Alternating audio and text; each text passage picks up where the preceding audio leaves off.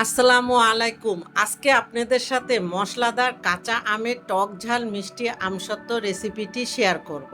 কাঁচা আম ফুরিয়ে যাওয়ার আগেই এই আমসত্ত্বটি তৈরি করে সংরক্ষণ করে রাখতে পারবেন বছর জুড়ে। ভিডিওটি ভালো লাগলে লাইক, শেয়ার, কমেন্ট ও সাবস্ক্রাইব করে নিয়মিত আমার চ্যানেলের সাথেই থাকবেন। আমসত্ত্ব তৈরি করার জন্য প্রথমে এখানে আমি ১ কেজি কাঁচা আম নিয়েছি, আর আমগুলি একদম কাঁচা হলে আমসত্ত্বটা অনেক ভালো হয়। এখন একটি পিলারের সাহায্যে আমটাকে আমি খুব ভালো মতো ছিলে নিয়ে একটি আমকে ২ ভাগ করে ভিতরের বিচিটা ফেলে এখন কিউব কিউব করে সব কেটে নিতে হবে। সবগুলি আম আমার কাটা হয়ে গিয়েছে। এখন যে পাত্রে আমি আম সিদ্ধ করব, সরাসরি সে পাত্রে আমের টুকরোগুলি দিয়ে আম সিদ্ধ করার জন্য এখানে আমি ২ কাপ পানি দিয়েছি। কারণ বেশি পরিমাণে পানি দিলে আপনাকে অনেকক্ষণ জাল করে এটাকে শুকিয়ে নিতে হবে। এখন চুলার হিট মিডিয়ামে রেখে আমগুলি ভালো মতো সিদ্ধ করে নেব।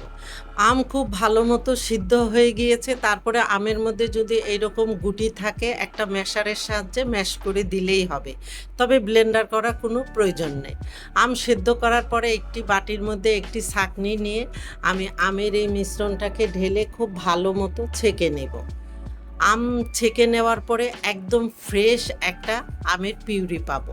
দেখেন, আমের ভিতরে যে বাড়তি আঁশ এগুলি ফেলে দিয়ে বন্ধ চুলার উপরে একটি পাত্র বসিয়ে দিয়ে আমের পিউরিটা পাত্রের মধ্যে ঢেলে দিয়ে এখন এখানে মিষ্টির জন্য দিয়ে দিব ১.৫ কাপ চিনি বা স্বাদ মতো দিয়ে নিতে পারেন।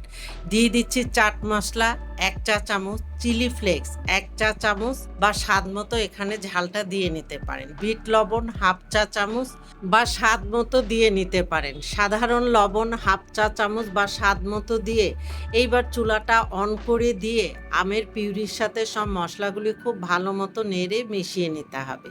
আর এখানে চিনিটা গলে এই আমের মিশ্রণটা আগের থেকে দেখেন অনেকটাই পাতলা হয়ে গিয়েছে।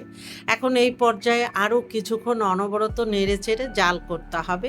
কিছুক্ষণ জাল করার পরে আমের মিশ্রণটা একটু ঘন হয়ে যখন এইরকম বুদবুদ আকার ধারণ করবে, তখন এখানে গ্রিন ফুড কালার দিয়ে আমের মিশ্রণের সাথে ভালো মতো নেড়ে মিশিয়ে দিতে হবে। তবে এখানে ফুড কালারটা অপশনাল, আপনারা চাইলে স্কিপ করতে পারেন, আবার চাইলে আমার মতো এরকম ফুড কালারটা দিয়েও নিতে পারেন। এখন ফুড কালারটা দিয়ে ভালো মতো মিশিয়ে আরও কিছুক্ষণ জাল করব, যেন এই মিশ্রণের মধ্যে কোনো পানি না থাকে। এখন এই মিশ্রণের মধ্যে যে পানি নাই সেটা বোঝার উপায় একটি স্প্যাচুলার মধ্যে এরকম আমের মিশ্রণ নিয়ে একটা দাগ কেটে দিয়ে যখন দেখবেন উপর থেকে মিশ্রণটা গড়িয়ে পড়ছে না, স্থির থাকবে, তখন বুঝতে হবে আপনার এই আমের মিশ্রণের মধ্যে কোনো রকম পানি নেই। যদি আমের মিশ্রণের মধ্যে কোনো রকম পানি থাকতো তাহলে উপর থেকে আমের মিশ্রণটা নিচের দিকে গড়িয়ে পড়তো। এখন এই আমের মিশ্রণটা একদম রেডি। এখন আমি যে পাত্রের মধ্যে ঢেলে নিব সেই পাত্রের মধ্যে একটু সরিষার তেল ব্রাশ করে নিয়ে আমি আমের মিশ্রণটা ঢেলে নিচ্ছি।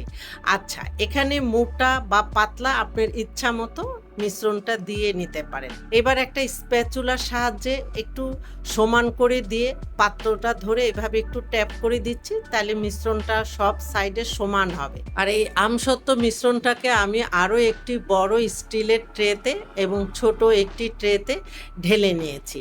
আর এখানে যে আমি ট্রেতে সরিষার তেল ব্রাশ করে নিয়েছি, আমসত্ত্বটা শুকিয়ে যাওয়ার পরে এই আমসত্ত্বটা ট্রে থেকে খুব ইজিলি উঠে আসবে।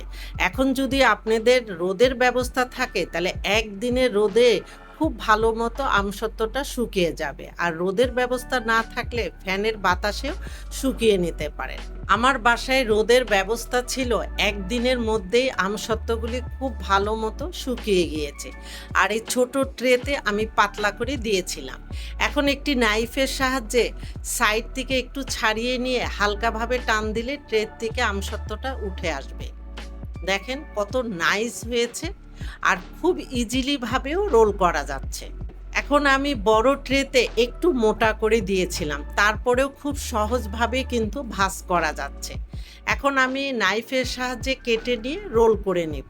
এই তো তৈরি হয়ে গেল আমার ভীষণ মজার কাঁচা আমের মশলাদার টক ঝাল মিষ্টি আমসত্ত্ব।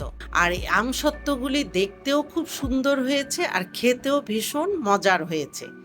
আশা করি আপনারা একবার হলেও তৈরি করে দেখতে পারেন। আমার বিশ্বাস আপনারা নিরাশ হবেন না। দূরে কাছে যে যেখানেই থাকেন আপনারা সুস্থ থাকবেন, আমাদের জন্য দোয়া করবেন। আল্লাহ হাফেজ।